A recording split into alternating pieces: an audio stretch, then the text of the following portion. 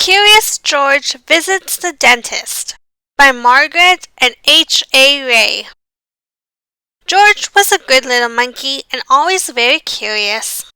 When he visited his neighbor Mrs. Ross, he was especially curious about her gleaming basket of fruit. That bright red apple on top looked too perfect to be true. And it was. George bit into it and discovered that it was hard and sticky and not sweet. "Oh dear," said Mrs. Ross. "That's not a real apple, George. It's made of wax." George's tooth began to hurt. "You should always ask before eating something, George," the man with the yellow hat reminded him. By the time he went to bed that evening, George's tooth was less sore. But the next morning, his tooth was wobbly. His mouth felt so strange that George couldn't even enjoy his favorite pancake breakfast. "We should see the dentist, George," the man said. "She can make sure that tooth of yours is all right." The man explained that the dentist was a doctor for teeth, but George didn't want anyone to touch his tooth.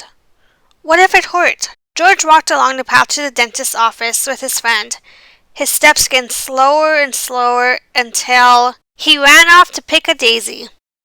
"That's very pretty," said the man, chasing after George. "But we have an appointment, and we shouldn't be late. You'll be a good little monkey, won't you?"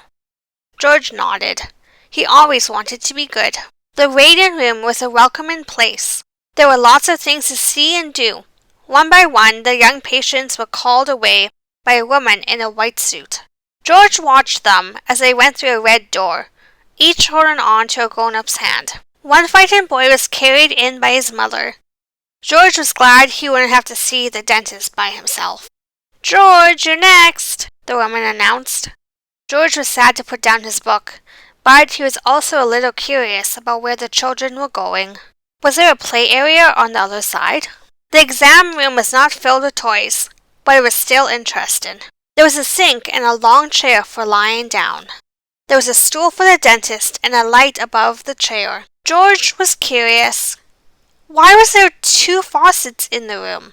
"Hello, George. I'm Dr. Wong. It's nice to meet you," she said. "Why don't you lay down and we'll take a look at your teeth?" George saw a row of silver dental exam tools on the counter. They were long, shiny, and pointy. He hid behind the man.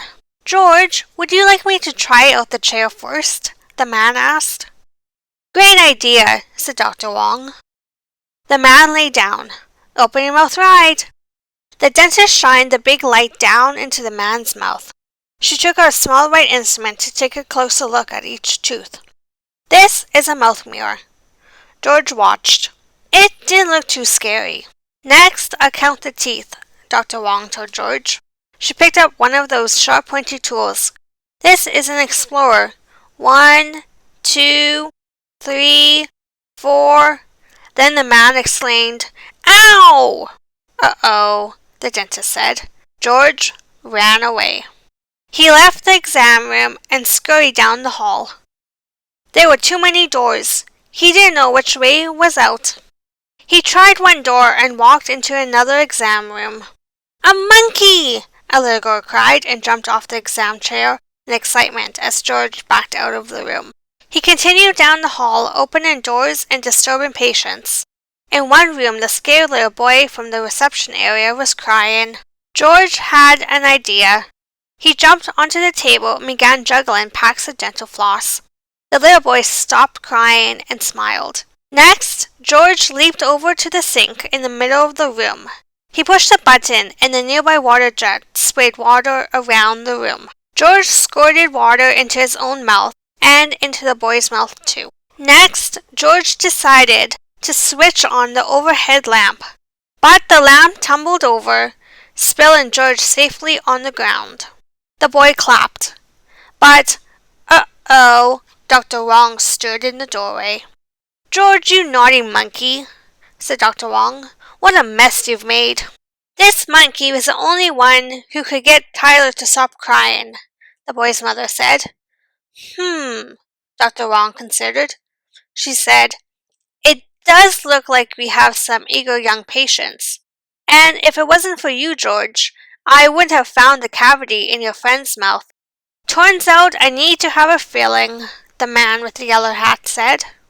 Come on, George, let's both get our teeth checked. As soon as Dr. Wong looked into George's mouth, she laughed.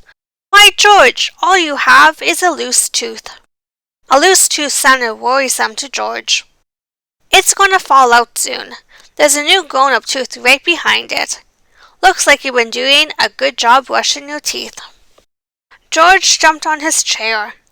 He did. He brushed his teeth every night and morning. Keep brushing and don't eat too much sweets, the dentist reminded him. You want your teeth to be in good shape for the tooth fairy.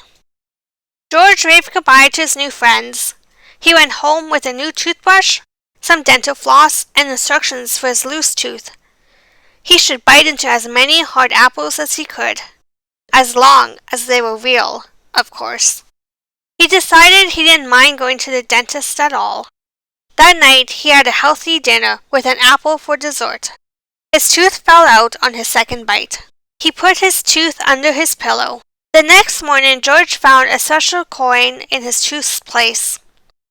When Mrs. Ross came to check on George that afternoon, George proudly showed her his coin from the tooth fairy.